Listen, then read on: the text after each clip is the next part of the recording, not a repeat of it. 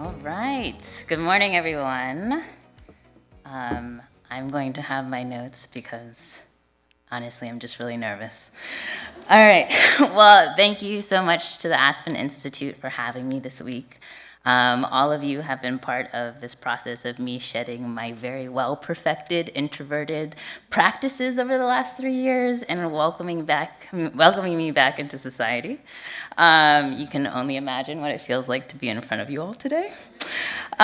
So it's been really great to just be met with so many beautiful, diverse, new, and familiar faces galvanized around something so important as climate change and taking climate action. And something else to note is over the past couple of days, I've been hearing voices, not your voices, but the voices in my head. And so, as I'm literally in this room freezing, I can hear Grandma Ida's voice in my ear telling me, girl, turn that air down. We're not trying to cool the whole block, right? Or as I see full trays of pastries, being carted off to the back, I can hear my popo say, don't waste, save for later, imagining her pull her Tupperware out of her purse like the Chinese Mary Poppins of my childhood. And so my grandmothers were the first climate fighters of my life. And while Captain Planet and his Planeteers coined, reduce, reuse, recycle, my family taught me how to do it, not out of altruism for the environment, but out of necessity. They showed me how to make things stretch. My roommates in college always laughed at me at being a specialist in leftovers and hand-me-downs and water conservation. And I think most of us in this room, raise your hand, have heard, clean your plate, reduce food waste, turn off the lights, energy conservation, or just wear your brother's old sweater, going back to circular economy, right? And so these were life hacks that got us through, similar to indigenous communities that, proactive burns to reduce much larger wildfires and polycultural agroforestry to preserve forestry and soil health, right? And so today, resilient Black, Brown, and Indigenous communities are no different. They're doing the best with what they have, and I encourage us as a collective to reassess frontline communities, because they're strong, adaptable communities, thriving and with knowledge and know-how, right? They're not sitting on their hands waiting for us to help them. Actually, they can help us.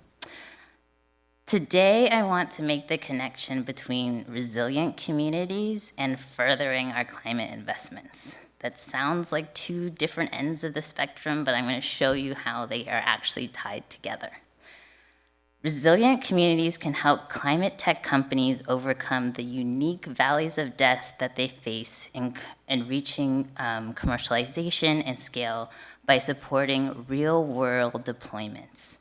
Our organization, Elemental Accelerator, a nonprofit investment platform, seeks to scale climate tech solutions through first-of-a-kind deployments focused on resilient communities. Our portfolio companies experience game-changing evolution after these deployments, and we believe they can be mutually beneficial for companies and communities because we've done it before. Let me share 3 examples on how we do this. So first, they can open new geographies. Some of you may have seen Donnell Bird at the morning plenary yesterday, his company Block Power. They offer a turnkey solution to greening aging urban buildings. So through our work together, we partnered them with workforce organizations in Oakland, California, and were able to green dozens of low-income buildings, lowering the cost for owners and creating job opportunities for locals in the community. But most of all, this expansion helped them move beyond their home base in New York and create a beachhead in California. That geographic expansion validated their ability to scale and led to securing a $63 million Series A fundraising round, which enabled them to expand to dozens of cities across the nation. Next example is communities can help unlock business models. Source sells hydro panels direct to consumers and wholesales in 18 countries. With Elemental, they piloted a new business model, a water purchase agreement that met a new need. Customers could buy water by the liter rather than paying for the costly system itself.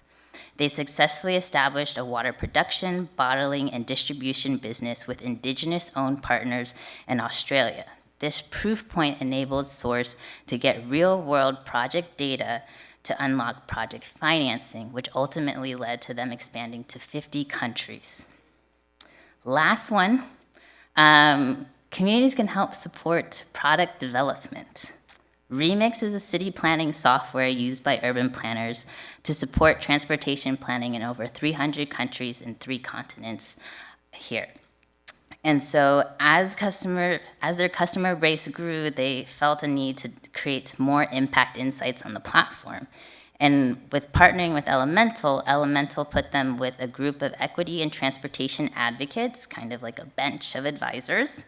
And they, with Transform, which is another Oakland-based nonprofit, to quickly discover and understand demographic and income data so that planners could basically infuse equity into their projects. But basically, this new product led to furthering their market leadership, and ultimately they were acquired by VIA shortly after this project. So these are just some of the over 70 deployments that Elemental has worked on and completed over the last 10 years. And we continue to innovate on executing equity-based deployments. Working alongside community organizations not only increases impact, but actually leads to better financial outcomes. Within the past 12 years, our over 130 companies have raised over $5 billion in follow-on funding. That shows that really resilient communities play a vital role, and that in scaling these solutions, and their knowledge, connection, and advocacy has a unique value in unlocking our climate future. So as an industry, I want us all to just take a moment and think about the way that we talk about frontline communities and pivot to resilient communities, and really recognize their value and transition to building trust and relationships with them, compensating them for their insights, just like we would for a general contractor, as well as balancing the equation. So last year, over $500 billion globally went into decarbonization technology, but less than $5 billion went into community organizations. And so that imbalance makes it really difficult to continue these type of deployments and ultimately move the needle. And so at Elemental, we believe that technology brings half the solution and community brings the other half. Thank you all for your time.